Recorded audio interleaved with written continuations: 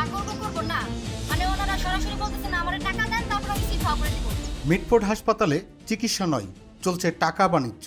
রাজধানী ঢাকার অন্যতম পুরনো সরকারি হাসপাতাল sir Salimullah medical college Mitford হাসপাতাল, যেখানে চিকিৎসা পাওয়ার কথা সাধারণ মানুষের, কিন্তু বাস্তবতা যেন একেবারেই ভিন্ন। অভিযোগ উঠেছে এই হাসপাতালে চিকিৎসা নিতে আসা রোগীদের পোহাতে হচ্ছে অযথা হয়রানি, দালাল চক্রের দৌরাত্ম্য আর সর্বত্র টাকা বাণিজ্য। বেড পাওয়ার জন্য টাকা, ল্যাব টেস্ট করাতে বাড়তি টাকা, এমনকি চিকিৎসকের দায়সারা দায়িত্ব পালন। ভুক্তভোগী এক নারী রোগী জানালেন, হাসপাতালে আসলে মনে হয় টাকা ছাড়া কেউ মানুষই না। এখানে রোগী বাঁচলো না মরল কারোর কিছু যায় আসে না, সবার দরকার শুধু টাকা। আরও ভয়ঙ্কর অভিযোগ, সরকারি হাসপাতালে পর্যাপ্ত ওষুধ থাকার কথা থাকলেও রোগীদের বাধ্য করা হচ্ছে বাইরে থেকে ওষুধ কিনতে। যেখানে গরিব মানুষের শেষ ভরসা হওয়ার কথা সরকারি হাসপাতাল, সেখানেই যদি হয় এমন দুর্নীতি, তাহলে সাধারণ মানুষ যাবে কোথায়? আমি হচ্ছে জান্নাতের আগের দিন রাত 11টা বাজে খুবই খারাপ অবস্থায় এখানে ভর্তি হয়েছি। প্রথমত টিকেটের এখানে তো অনেক ভোগান্তি, ওইটা বাদ দিলাম। যেখানে গেছি আমরা ওইখানে যাওয়ার পর এক জায়গায় বসায়া প্রায় 20 থেকে 25 মিনিট শুধু ঘুরাইতেছে। আমার তাড়াতাড়ি করে স্যালাইন দিবে, যা করবো করবো না, মানে ওনারা সরাসরি বলতেছেন আমার টাকা দেন তারপর আমি সিট করে দিব। স্থানীয়দের দাবি, এই হাসপাতাল জুড়ে সক্রিয় একটি শক্তিশালী দালাল সিন্ডিকেট, যারা রোগীদের বিভ্রান্ত করে এবং জোরপূর্বক টাকা আদায় করে।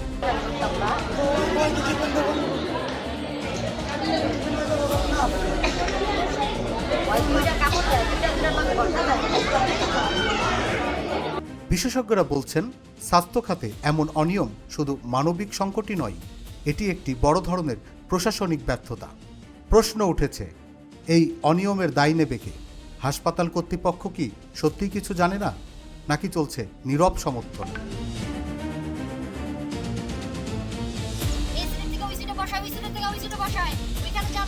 এরপরে আমার ভাইয়ের একটু চিপা নিয়ে বলে 200 টাকা দিচ্ছি বাবুরে। আমি ওই সময় মনের অবস্থা, আমার ভাই কিছু না ভাই 200 টাকা দিয়ে দিছে। তারপর কিছুক্ষণ পরে urine test, creatinine level test আর একটা টেস্ট, এই টেস্টগুলোর জন্য একজন লোক এসে বলতেছে 2800 টাকা দেন, হ্যাঁ টেস্টগুলো করে দিব। তো আমার আম্মু পাও ভাঙা, আমার আম্মু মানে দৌড়াদৌড়ি করতে পারবো না, 2800 টাকা দিয়ে দিছে। উনি সকালে নিয়ে আসছে। তারপর আমরা শুনি যে এই টেস্টের দাম নাকি মাত্র 400 টাকা।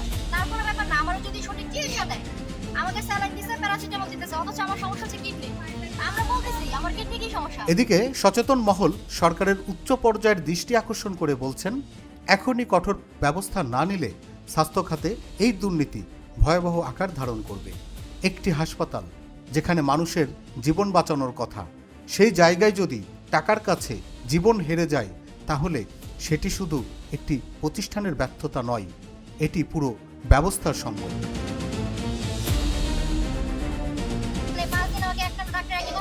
আপনার হর্ষ কিডনি, আর ঈদের দিন সকালে আসছে, তারপরে যে আজকে সকালে আসছে, মাঝখানে আর আসে ওনারা নাকি ছুটিতে বেড়াইতে গেছে, ওনাদের ঈদ আছে, ওনাদের সব আছে, মামলা আছে, আমরা রুগীরা মরে যাবো, ব্যাপার না।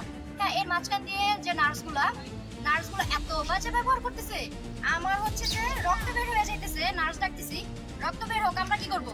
আমার স্যালাইন শেষ, বন্ধ করে বসে থাকেন, আমরা কি করব? আমি বমি করতেছি, মরে আমার কাছে এসে বলতেছে, আমার আমাকে বলতেছে ও কি মরছে? ও তো মরে নাই, আমরা ভাত খাবো, তারপর ওরে আমরা ইনজেকশন দিব। ইনজেকশন স্টকে ভরা, আমার আমুরা ইনজেকশন কিনে আনছে, কি বলে ইনজেকশন কিনে আনলে গর্জ থাকবে, হ্যাঁ বারবার ইনজেকশন চাবে না। তারপরে এই যে এই জিনিসটা, এটার নাম কি জানি না, খুব সম্ভবত স্যালাইন সেট এটার নাম। এইটা আমারে বলে কিনে আনতে, আপনি এটা কিনে আনলেন, কিনে আনলে আপনার গর্জ থাকবে, আপনি এটা যত্ন করে রাখবেন, সরকার থেকে দিলে গর্জ থাকবে না। আমি যে 5 দিন ধরে আসছি, আমার বালিশের কভারটা চেঞ্জ করে দিল না, আমার যে বেডটা চেঞ্জ করে দিল না। আমি একজন রোগী, আমার সাথে যে রোগীগুলোর বেডও দেয় না, বালিশও দেয় না। আমি ওয়াশরুমে গেছি, আমার হচ্ছে যে স্যালাইনটা নিয়ে গেছি, আমার স্যালাইন রাখার স্ট্যান্ড, আমার বালিশ, চাদর নিয়ে গেছে আরেক জায়গায়, আয়সা দেখি কিছু নাই। আমি তো রোগী, সিস্টারকে বলছে, সিস্টার বলতেছে দাঁড়ায় থাকেন, কিছু করবো কি বলবো, আপনি আমার চাকরি খেতে পারবেন, চাকরি খেয়ে দেখান। তারপর আমি বাধ্য হয়ে ভিডিও করছি। আর কি সুন্দর দৃশ্য দেখতেছি, রোগী আসতেছে, আমি ভিডিও দেখাবো, আমার কাছে ভিডিও আছে, রোগী ছটফট করতেছে, ওনারা বলতেছে টাকা দেন, এভাবে টাকা গুনতেছে, হ্যাঁ টাকা একজন আরেকজন গুনতেছে, দিতেছে, হ্যাঁ ভাগ করে নিতেছে 3 জন। এগুলো কি ওয়ার্ড বয় নাকি খালা নাকি মহিলা এই আসবে, সবাই আসবে মহিলা? ঠিক আছে, এগুলো কি সিস্টার নাকি ঝাড়ুদার বুয়া? না, ওনারা কি আমি নিজেই জানি না, ওনাদের পরিচয় জিজ্ঞাসা করলে বলে আমরা সরকারি চাকরিজীবী। এখন দেখার বিষয়, সরকার এবং সংশ্লিষ্ট কর্তৃপক্ষ এই গুরুতর অভিযোগের বিরুদ্ধে কী পদক্ষেপ নেয়। Desk report, infinity Bangla.